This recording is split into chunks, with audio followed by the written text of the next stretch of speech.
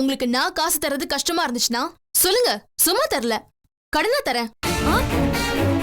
அந்த காசை வாங்கி உங்க பிள்ளைங்களுக்கு காது குத்திட்டு போங்க. சொத்தை பிரிக்கணும் சொல்லிட்டு இருந்தீங்க, அது ஒண்ணுமே நடக்காம போயிடுச்சு. இப்ப காது குத்தா நாங்க பண்றோம்னு சொல்றீங்க. டேய், இதை எது நடக்கூடாம செஞ்சிடாதீங்கடா.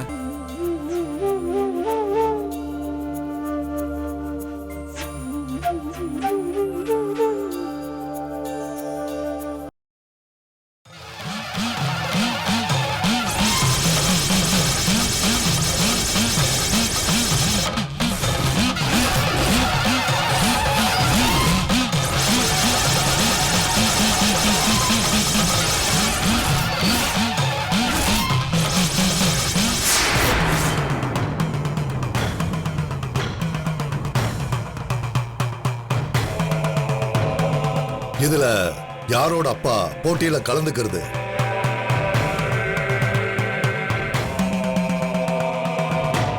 சாமி, எங்களை பத்தி நாங்க ஒண்ணுமே சொல்லல, ஆனா எல்லாத்தையும் சரியா சொல்றீங்க.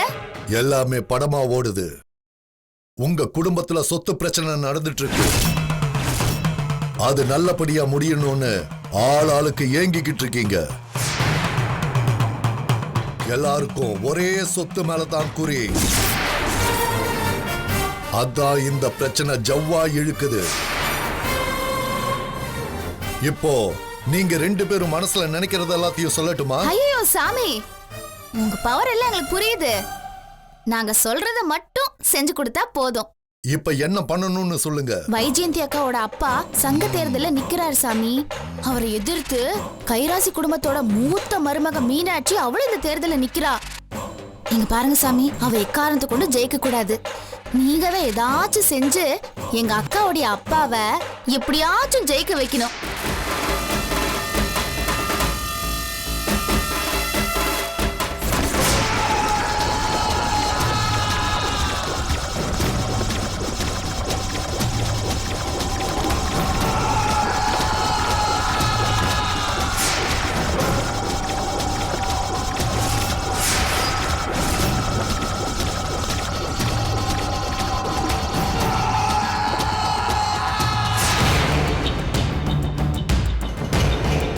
இந்த சங்க தேர்தல் முறையா நடந்தா உங்க அப்பா ஜெயிக்க மாட்டார். என்னதான் மண்ணுல உருண்டு புரண்டாலும் ஒற்ற மண்ணுதான் ஒட்டும். அதே மாதிரிதான் நேர்மையா உங்க அப்பாவால சாதிக்க முடியாது. அதான் சாமி உங்ககிட்ட வந்திருக்கோம். நீங்க தான் சாமி ஏதாவது செஞ்சு அக்காவோட அப்பாவை ஜெயிக்க வைக்கணும்.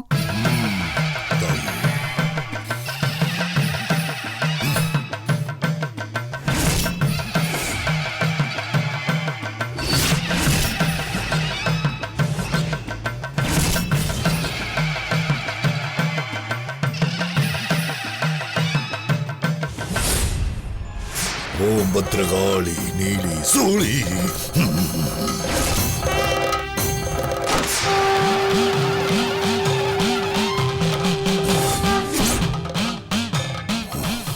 ஓம் காளி.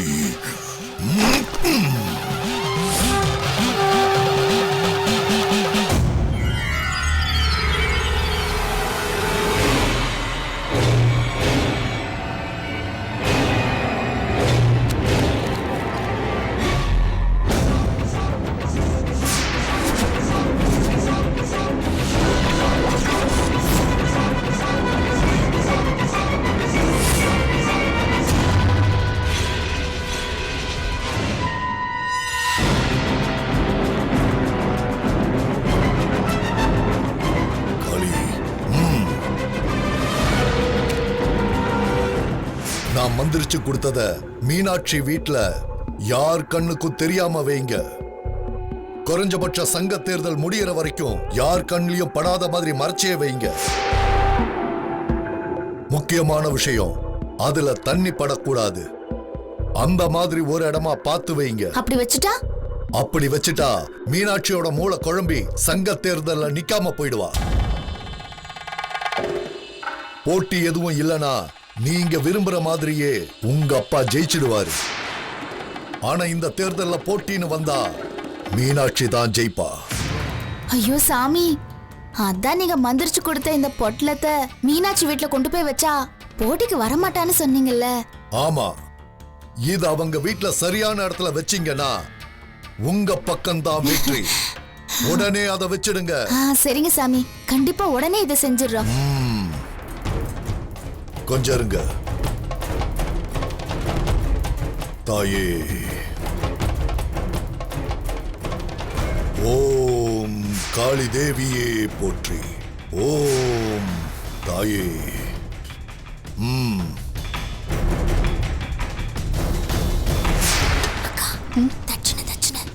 சரி.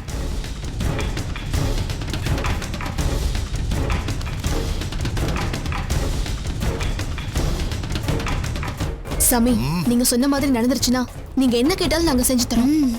நல்லது, போயிட்டு வாங்க.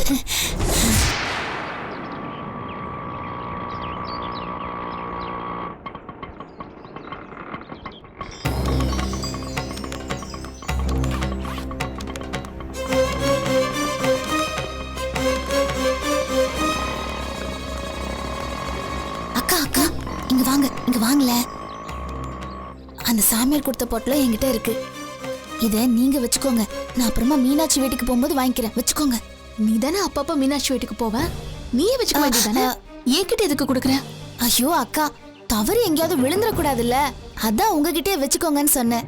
நீ அப்படியே மீனாட்சி வீட்டுக்கு போறேன்னு தானே சொன்ன. இப்ப இதை கொண்டு வந்து வீட்டுல வைக்கணும்னு சொல்ற. அப்படியே கிளம்ப வேண்டியதானே. அது இல்லக்கா, திடீர்னு அங்க போய் நின்னா என்ன நினைப்பாங்க? யோசிச்சுட்டு போக வேண்டாமா? சாமியார் கிட்ட போகும்போது நீ இதை பத்தி எதுவுமே பேசலையே.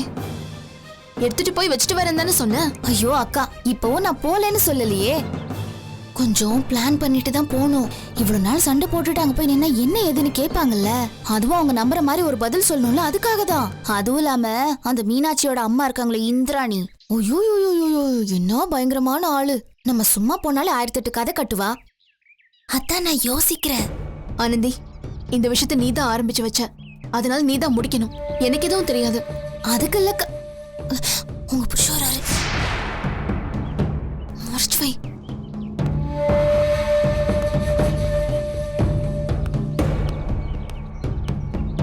என்ன ரெண்டு பேரும் வெளியில நின்று ரொம்ப தீவிரமா பேசிட்டு இருக்கீங்க? அது ஒண்ணும் இல்ல, சும்மா பொதுவா நானும் அக்காவும் பேசிக்கிட்டு இருந்தோம். அது ஏன் வாசல்ல நின்று பேசிட்டு இருக்கீங்க? ஏன் சும்மா நின்னு வாசல்ல பேசக்கூடாதா? போங்க, போய் வேலையை பாருங்க. ஏதோ பொம்பளைங்க பேசிட்டு இருக்கோம், அதுக்கு ஏன் கேள்வி மேல கேள்வி கேக்குறீங்க? போங்க, போய் வேலையை பாருங்க. பேசுங்க பேசுங்க.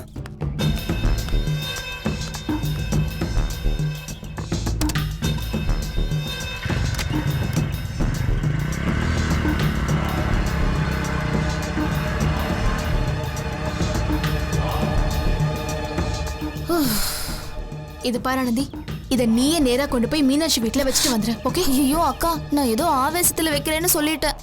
நான் என்ன காரணத்தை வச்சு அந்த வீட்டுக்குள்ள நுழைவேனே தெரியலையே. ஆனந்தி, ஏதாவது யோசிச்சு சீக்கிரமா ஒரு முடிவெடு, சரியா? இத உன்னால தான் செய்ய முடியும், பாத்துக்கோ.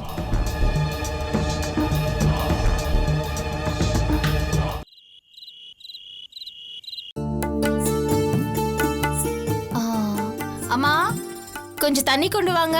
இத வரேம்மா. ஆக்காட்டு ஆக்காட்டு. அம்மா, கொஞ்சம் சீக்கிரமா தண்ணி கொண்டு வாங்க. ஓ ஓ ஓ, அம்மா சீக்கிரமாம்மா. இத எடுத்துட்டு வரேன் மீனாட்சி. சப்ளம்மா. இந்தா.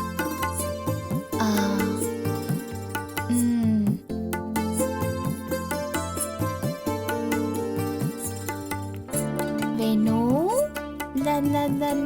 அடே, பானு கிட்ட பேசுனியம்மா? அவ கோர்ட்டுக்கு போகணும்னு சொல்லி இருந்தாளேம்மா, என்னாச்சு? என்னன்னு தெரியலம்மா, அவ போன் கிடைக்கவே இல்ல. ஐய, சுத்த பொறுப்பு இல்லாத பொண்ணா இருக்கிறா. நான் சொல்லிக்கிட்டே இருக்கிறேன் அவ ஏதோ டிராமா போடுறான்னு, நீ தான் கேட்க மாட்டே. எதுக்குமா அவசரப்படுறீங்க? பாக்கலாம்.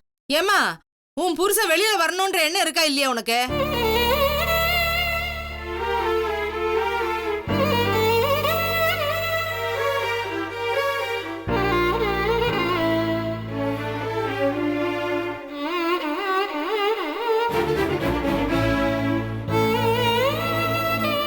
அம்மா, ஏன் இப்படி எல்லாம் சொல்றீங்க? பாவம் இல்ல அண்ணி. அட, இப்ப நான் என்ன சொல்லிட்டேன்? பானுக்கு கொஞ்சமாவது பொறுப்பு இருந்திருந்தா இப்படி நடந்திருப்பாளா? அதுக்கு அண்ணி என்ன பண்ணுவாங்கம்மா? இது வரைக்கும் பானு சரியா தானே இருந்திருக்காங்க. எங்க சரியா இருந்தா? எனக்கு என்னமோ அவ நடிக்கிற மாதிரியே இருக்கு. ஆமா, இத பாரு, சரியா அவ வாதாடறதுனால தானே மாப்பிள்ளைக்கு ஜாமீன் கிடைக்கல. அப்புறம் இந்த பானு வேற ஏதோ சாப்பிட்ட கம்பெனியும் சாப்பிடாத கம்பெனியும் ஏதோ வேலை செஞ்சு கிடந்தா திடீர்னு வக்கீல வந்து முளைச்சு நிக்கிறா. இவளை போய் நம்ம எப்படிமா நம்புறது? அவளே கத்துக்குட்டி வக்கீல, அவளை நம்பி போய் இவ கேஸ் ஒப்படைச்சிருக்காள. குருவி தலையில பணங்காய வைக்கலாமாம்மா? நான் என்னமா எனக்காக அம்மா சொல்றேன்? பாவமா மாப்பிள்ள, எப்படி வாழ்ந்த மனுஷன், எப்படி எல்லாம் இருந்தாரு. அவருக்கு போயாம இப்படி ஒரு நிலைமை வரணும். இந்த நேரம் பார்த்து நாம தானே ஒரு நல்ல வக்கீலா வச்சு வாதாடி அவரை சட்டு புட்டுன்னு ஜாமீன்ல வெளியில எடுக்கணும். அண்ணி, அம்மா சொல்றதுலயே ஒரு அர்த்தம் இருக்கு. நீங்க பானுமதிய பெருசா நம்புனீங்க.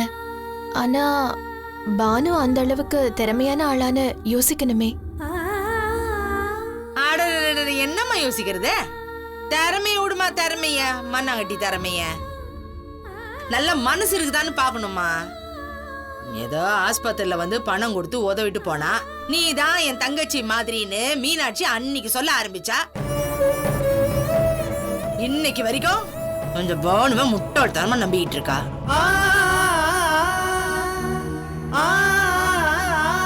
ஆனா இந்த பானு மனசுல என்ன இருக்குதுன்னே தெரியலையே. நல்ல எண்ணம் இருந்துச்சுன்னா அவ இப்படி நடந்துப்பாளா? ஏமா ஒரு போன் பண்ணா கூட எடுக்க மாட்டேங்கிற, அவளை போய் நம்பின்னு கிடக்குறிய. இன்னமா பண்ணு போ, நீ ஆச்சு அவளாச்சு.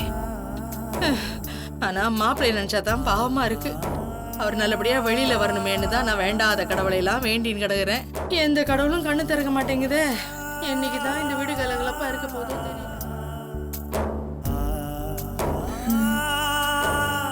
அண்ணி, சாப்பிடுறீங்களா? இந்தா குழந்தைய தூங்க வச்சிருமா. தூங்க வச்சிரு. சரிங்க அண்ணி, வாடா. சரி சரி சரி சரி, தூங்க போலாமா? வாங்க.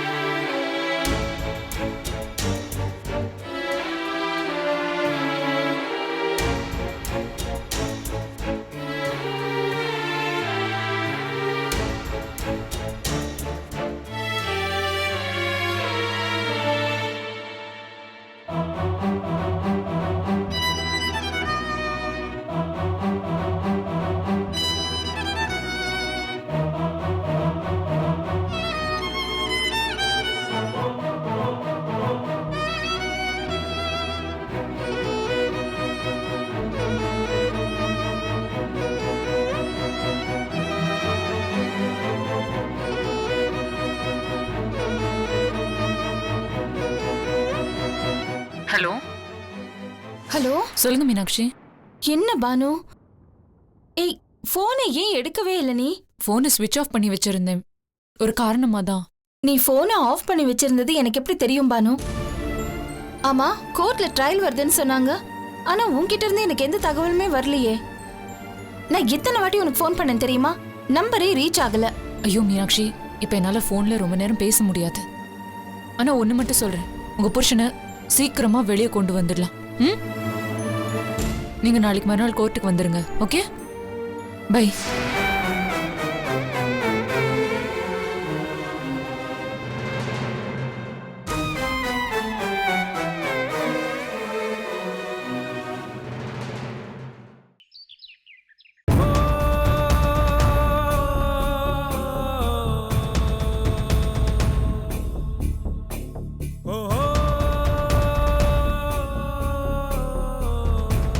என்ன சண்முகம், என்னை வர சொல்லிட்டு அமைதியா இருக்கீங்க?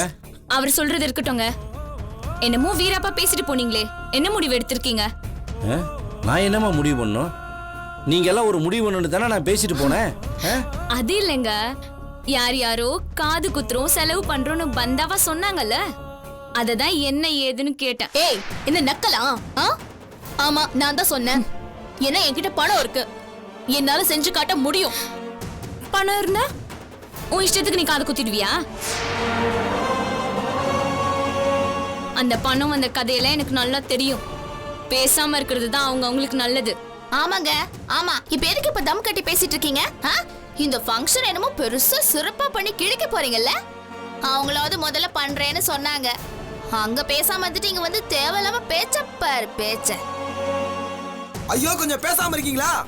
இத பத்தி பேசி முடிவு எடுக்கிறது நாங்க அண்ணன் தம்பி 4 பேர் தான். இப்ப சிவஞான அண்ணன் இல்ல, சரவணே வெளியூர் போயிருக்கான். நானும் சண்முகன் பேசி ஒரு முடிவு எடுக்கிறோம். அது வரைக்கும் கொஞ்சம் பேசாம இருங்க. முடிவு பண்றது பிரச்சனை இல்ல, செலவு பண்ணணும். இருக்கா? வச்சிருக்கீங்களா காசு?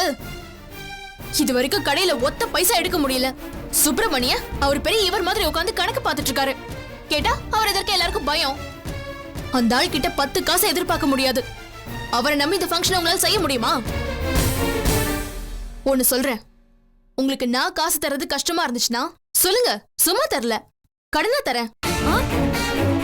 அந்த காசை வாங்கி உங்க பிள்ளைங்களுக்கு காது குத்திட்டு போங்க. அண்ணேங்கப்பா, எவ்வளவு தாராள மனசு உனக்கு. ஆனா எனக்கு ஒண்ணு மட்டும் புரிய மாட்டேங்குது. ஏன் சாந்தி பிள்ளைங்களுக்கு காது குத்துறதுக்கு நீ இவ்ளோ ஆர்வமா இருக்க? ஆர்வம் இருக்கு, இல்ல பிடிக்குது பிடிக்கல, அதெல்லாம் இப்ப முக்கியம் இல்ல. செய்ய வேண்டியது முறை, அதை செஞ்சுதான் ஆவேன். அதனாலதான் எடுத்து சொல்லிட்டு இருக்கேன். ஏய் இரு, நீ யாருன்னு எனக்கு நல்லாவே தெரியும். வீம்புக்கு நீ இதெல்லாம் பண்ணிட்டு இருக்காத. இங்க பாரு, மரியாதைன்றது தானா எல்லாரும் கொடுக்கணும். எனக்கு கொடுங்க எனக்கு கொடுங்கன்னு அசிங்கமா கேட்டு வாங்கிட்டு போகாத. மாமா முறை மூத்தவர் இல்லனா அடுத்து யாருக்கு வந்து சேரும்?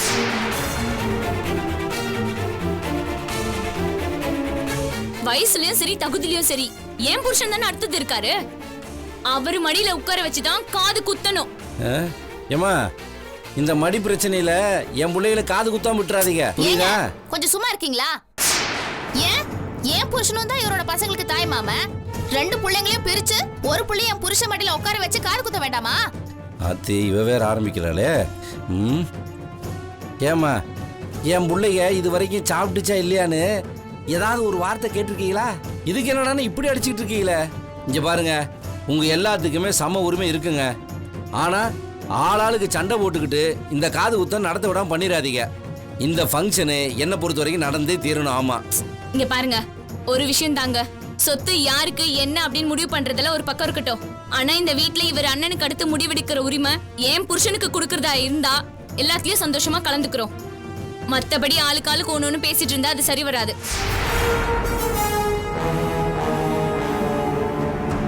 நான் முடிவா சொல்றேன், ஏன் புருஷ மடியில உட்கார வச்சு குழந்தைங்களுக்கு காது குத்துறதா இருந்தா நாங்க கலந்துக்கிறோம்.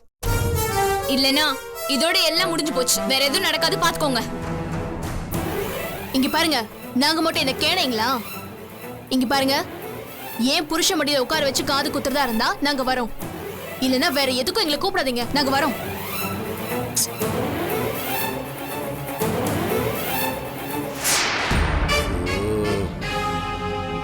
ஏண்டா சொத்தை பிரிக்கணும் சொல்லிட்டு இருந்தீங்க, அது ஒண்ணுமே நடக்காம போயிடுச்சு.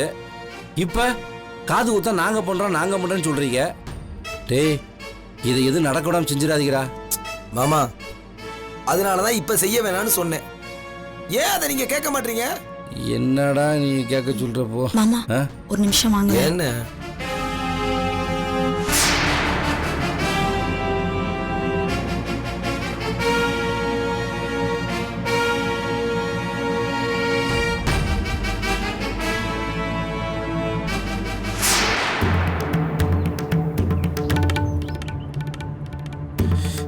என்ன உமா? மாமா, ஆளுக்கு ஆளுக்கு ஏதாவது பேசுறாங்க, நீங்க எதுவும் யோசிக்காதீங்க. உங்களுக்கு என்ன தோணுதோ அதுக்கேத்த மாதிரி நீங்க முடிவெடுங்க. இதுல நான் என்ன உமா முடிவெடுக்கிறது? எல்லாரும் சேர்ந்து செஞ்சா நல்லா இருக்கும். அதுக்கு பாட்டுக்கு என்னென்னமோ பேசி தெரியுதுங்களே. இவங்கெல்லாம் எதுவும் சேர்ந்து பண்ண மாட்டாங்க மாமா. போட்டிக்காக தான் இதை செய் நான் செய்யறேன் அப்படின்னு சொல்லிட்டு இருக்காங்க. மாமா, அதான் அந்த வைஜெயந்தி காசு கொடுத்து நான் செஞ்சு தரேன்னு சொல்றாங்கல்ல, பேசாம அதுக்கு ஒத்துக்கோங்க மாமா. அது எப்படி உமா? சண்முகம் அவங்க அண்ணன் இல்லாம காது குத்துறதுக்கு ஒத்துக்க மாட்டேங்கிறான். இந்த வளர்மதி வேற இப்படி பேச்சு பேசிட்டு இருக்கா. இதுல நான் வைஜெயந்தி பக்கம் சாஞ்சேன்னா நல்லாவா இருக்கும்? மாமா, இப்போ உங்களுக்கு காரியம் முக்கியமா இல்லையா? ஆமா, எனக்கு என் காரியம் முக்கியம்தான். அப்ப உங்களோட யார் ஒத்து வராங்களோ அவங்களோட சேர்ந்து காது குத்துறத செஞ்சு முடிக்க வேண்டியது தானே? அடைய உமா, நீ வேற. என் மொண்டாட்டி இதுக்கு ஒத்து வர மாட்டேங்கிறா. எங்க அண்ணன் முதல்ல ஜெயிலிருந்து வரட்டும், அதுக்கப்புறம் இதை பேசலாம்னு சொல்றா. இதுல நம்ம என்ன முடிவு எடுக்க முடியும் சொல்லு? மாமா, நீங்க தான் ஒரு முடிவெடுக்கணும். வைஜெயந்தி சொல்ற மாதிரி கேட்டீங்கன்னா, இந்த விஷயம் மட்டும் நல்லபடியா முடிஞ்சதுன்னா, அப்புறம் சரவணன் அண்ணன், ஆனந்தி அண்ணி, ராஜேந்திர அண்ணன், வைஜெயந்தி அண்ணி எல்லாரும் ஒன்னா தானே இருக்காங்க. அவங்க கிட்ட பேசி சொத்து பிரச்சனை சுமூகமா முடிச்சிடலாம். ஏமா இந்த வளர்மதி ஏதாவது பிரச்சனை பண்ணுவாளோ? ஐயோ மாமா, அவனை விட்டு தள்ளுங்க. அவங்களால பைசாக்கு பிரயோஜனம் கிடையாது. சும்மா வீம்புக்கு பேசி திரிஞ்சிட்டு இருக்காங்க. மாமா, நாங்கெல்லாம் உங்க பக்கம் இருக்கோம்ல, நீங்க தைரியமா ஒரு நல்ல முடிவெடுங்க. நீங்க வேணா இப்படி யோசிச்சு பாருங்களேன். சண்முக அண்ணன் கூட சேர்ந்து இந்த ஃபங்க்ஷனை பண்ணீங்கன்னா மத்தவங்க யாரும் ஒத்து வர மாட்டாங்க, பிரச்சனை பண்ணிக்கிட்டே தான் இருப்பாங்க. ஆனா அதுவே நீங்க எங்களோட சேர்ந்து காது குத்து நடத்தினீங்கன்னா சண்முக அண்ணன் எந்த பிரச்சனையும் பண்ண மாட்டாரு. அந்த வளர்மதியாலையும் ஒன்னும் கிழிக்க முடியாது. அதெல்லாம் சரிதான் உமா. இந்த ஃபங்க்ஷனுக்கு என் பொண்டாட்டி வர்றது ரொம்ப முக்கியமாச்சே. அவ என்னடானா எங்க அண்ணன் வரணும், எங்க அண்ணி வரணும் பிடிவாதம் பிடிக்கிறாளே. மாமா, நீங்க மட்டும் போய் பேசினா அவ அப்படிதான் பண்ணுவா. நாங்க எல்லாரும் வரோம், போலாம். ராஜேந்திர அண்ணன், சரவண அண்ணன் எல்லாரையும் கூட்டிட்டு போலாமே, அவகிட்ட பேசலாம். மீனாட்சி அண்ணிக்கிட்ட பக்குவமா பேசி எப்படியாவது சம்மதிக்க வச்சிடலாம். இங்க பாருங்க மாமா, 1000 பிரச்சனை இருந்தாலும் குலதெய்வம் கோயிலுக்கு வரலையா, அதே மாதிரி இதுக்கும் கண்டிப்பா வருவாங்க. இதுக்கு மேல நீங்க தான் மாமா முடிவு எடுக்கணும். யோசிச்சு ஒரு நல்ல முடிவா எடுங்க.